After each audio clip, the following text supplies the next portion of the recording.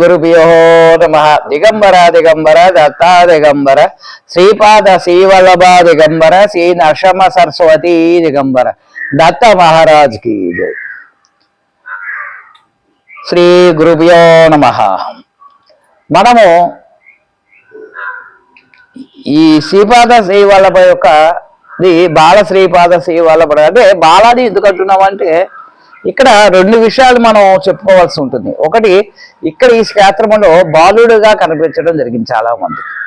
మాకు కూడా బాలుడుగానే కనిపిస్తాడు ఇప్పటికి కూడా. అయితే అసలు ఈ శ్రీపాదవల్లభ క్షేత్రం ఎలా అయింది అని అంటే మీ గత వీడియోలో చాలా విషయం చెప్పడం జరిగింది. ఇక్కడికి మన గోదావరి వశిష్ఠ గోదావరి అవతల పిఠాపురము అనే గ్రామం ఉంది. అక్కడ శ్రీపాదవల్లభ జన్మస్థలము. అక్కడ శ్రీపాద శ్రీవల్లభుడు. ఇక్కడ గోదావరి యువతలకి వచ్చేసరికి ఇది ఒల్లూరు, పాలకొల్లు దగ్గరలో ఒల్లూరు అనే గ్రామంలో శ్రీపాద శ్రీవల్లభుడు. ఇక్కడ మాకు స్వయంగా నాకు నా భార్యకి ఇక్కడ స్వామివారి దర్శనం ఇవ్వటం, నేను ఇక్కడ ఉండటం అనటం. గోదావరికి అవతల ఒకటి యువతల ఒకటి. అయితే స్వామివారు తాతగారు పూజించిన ఐనవిల్లి వినాయకుడు కూడా ఈ మధ్యలోనే ఉంటుందండి. అయితే శ్రీపాదవల్లభుడు యొక్క పుష్కలో మరొక ఆలయం ఉంది. అదే వాసవి కన్యకా పరమేశ్వరి, వాసవి మాత ఆడపడుచుగా భావించి అది ఇక్కడి నుంచి 10 నిమిషాల ప్రయాణం ఒల్లూరుకి పెనుగొండలో.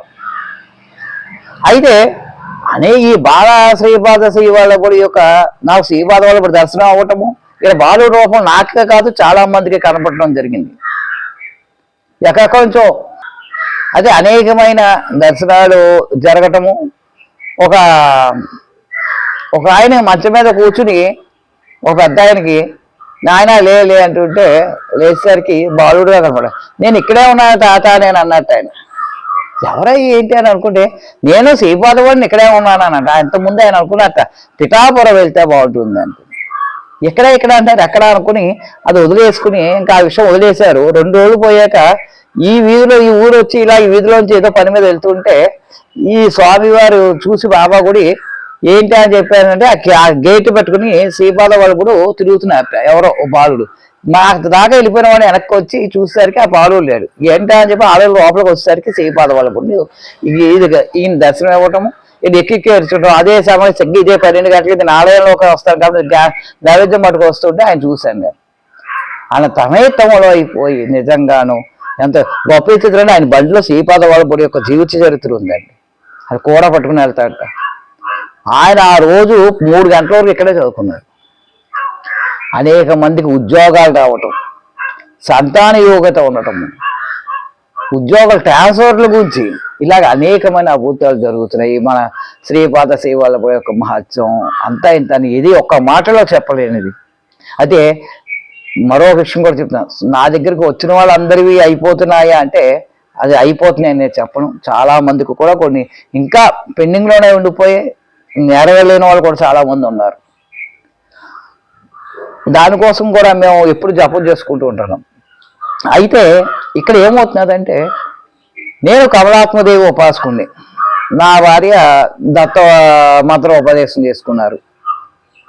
కానీ నాకు స్వామివారి యొక్క అనుగ్రహంతో కమలాత్మదేవి మంత్రం ఉపదేశించుకున్నాను. అందుకని ఇక్కడ అమ్మవారిని కూడా చిన్న విగ్రహం పెట్టుకుని మేము ప్రతిష్ఠ చేసుకున్నాం. గత వీడియోలో చూస్తే మీరు తెలుస్తుంది.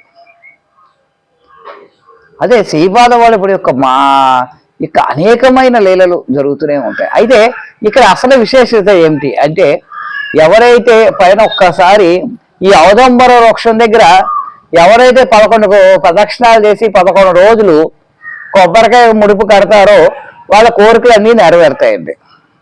ఇక్కడ బాగా విశేషత ఏంటి అది. అయితే మేము అసమాట్లు రాలేము కదండి, 11 రోజులు అక్కడికి రాలేము కదండి అంటారు చాలా మంది.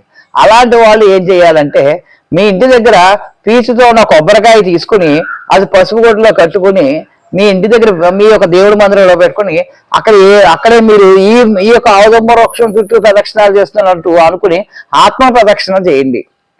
చేసి అలా 11 రోజులు చేసి మీరు ఏదైనా చేసినట్లయితే ఆ వచ్చినప్పుడు మీరు వీలు కుదిరినప్పుడు ఆ కొబ్బరికాయ తీసుకున్నట్లయితే ఎక్కడికి మా క్షేత్రానికి వస్తున్నట్లయితే తెచ్చి ఇలా కట్టచ్చు. ఈ లోపు నేను 100% చెప్తున్నాను, ఈ 11 రోజుల్లోనే మీ అనుకున్న కోరికలు చాలా మటుకు నెరవేరే అవకాశం ఉంది.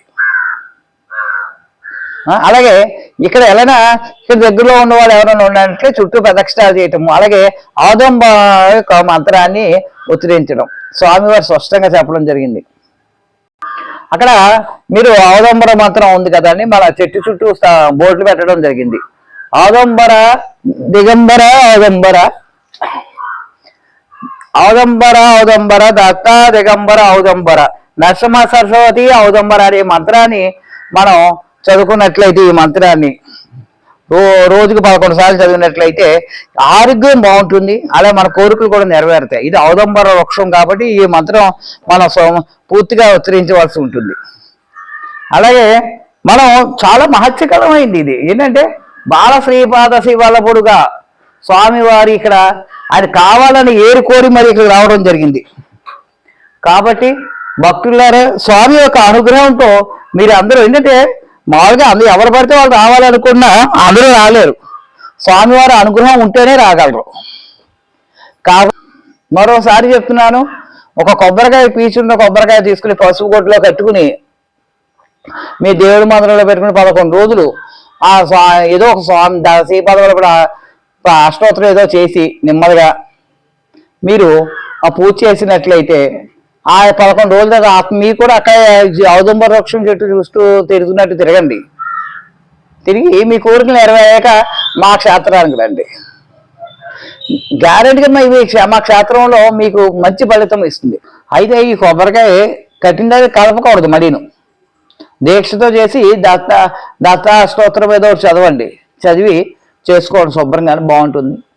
చాలా మహత్యంగా మీకు తెలుస్తుంది ఆ యొక్క లీలలు ఏంటి అన్నది. ఈ క్షేత్రం ఎక్కడ అంటే మీకు పశ్చిమ గోదావరి జిల్లా ఇందాక చెప్పినట్టు పాలకొల్లుకి 12 కిలోమీటర్ల దూరంలో ఉంటుందండి. పాలకొల్లుకి, పశ్చిమ గోదావరి జిల్లా పాలకొల్లుకి దగ్గరగా 12 కిలోమీటర్లు ఉంటుంది. రైల్వే సదుపాయం ఉంది, రైల్వే సౌకర్యం ఉంది. అక్కడి నుంచి మీరు ఆటో కానీ ఎదురా కట్టించుకుని మా క్షేత్రానికి రావచ్చు. నరసాపురం రైల్వే స్టేషన్ ఉందండి, ఇక్కడికి అది కూడా దగ్గరే. అదే భీమవరానికి 2.5 గంటల ప్రయాణం ఉంటుంది. అదే మీకు 1 గంట పడుతుందండి భీమవరం నుంచి. అలాగే పేటాపురం నుంచి వచ్చేవాళ్ళు సొంత వెహికల్ అయితే రావులపాలెము వయా సిద్ధాంతం నుంచి రావాల్సి ఉంటుంది. అనేకమైన అభూతాలు జరుగుతున్నాయి. మొన్న ఈ మధ్యన మన చిత్తూరు జిల్లాలో ఒక బాబుకి క్యాన్సర్ వస్తున్నట్లయితే ఆ యొక్క తీవ్రత తగ్గించి అతను ఆ క్యాన్సర్ అనే రోగం నుంచి కూడా బయటపడటం జరిగింది. చాలా ఆనందకరమైనది. ఇవన్నీ కూడా ఈ లీలలన్నీ కూడా త్వరలో ఒక పుస్తకం రూపంలో ముద్రించాలనుకుంటున్నాం. అయితే ఆ పుస్తకం యొక్క ముద్రించడానికి సంబంధించిన కొద్ది ఖర్చు ఉంటుంది కాబట్టి దానికోసం ఎదుగు చూస్తున్నాము. అది అవగానే ఈ పుస్తకం రూపం కూడా ముద్రించడం జరుగుతుంది. కాబట్టి రేపు జూలై 10వ తారీఖున గురు పౌర్ణమి, అప్పుడు అందరూ కూడా అన్ని సౌకర్యాలు ఇక్కడ ఏర్పాటు చేద్దాం అనుకుంటున్నాం. కాబట్టి భక్తులందరూ కూడా మీ స్వామి యొక్క అనుమతి తీసుకుని అంతా కూడా బాల శ్రీపాద వాళ్ళ యొక్క క్షేత్రానికి వచ్చి స్వామివారిని దర్శనం చేసుకోవాల్సిందిగా కోరుతున్నాము.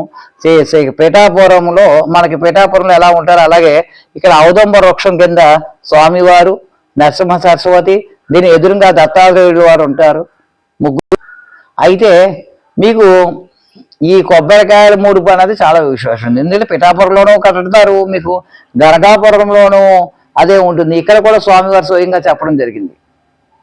మన యొక్క ఏదైతే ఉండో మన నెగిటివ్లు అన్నీ కూడా స్వీకరిస్తుంది ఆ కొబ్బరికాయ రూపంలో. కాబట్టి ఔదంబర వృక్షంలో కట్టడం మంచిది. అందరూ కూడా చాలామంది దూరంగా వెళ్ళలేని వాళ్ళు ఉంటే చక్కగా మీకు ఒక గరగాపురంకు వచ్చేంత ఫీలింగ్, ఇక పిఠాపురం వచ్చామా అనే ఒక అనుభూతి కలుగుతుంది ఈ బాల శ్రీపాద సేవల సంస్థానము. అయితే ఇంకా సౌకర్యాలు పూర్తిగా ఏర్పాటు చేయలేదు. స్వామి యొక్క ఆయనే చేయించుకుంటారు. ప్రస్తుతం ఎవరైనా భక్తులు వస్తుంటే మా భక్తుల ఇళ్లలో ఎవరైనా ఉంటే వాళ్ళ ఇళ్లలో బస చేయమని చెప్తున్నాం. జయ గురుదేవదత్త శ్రీ గురుభ్యో నమః.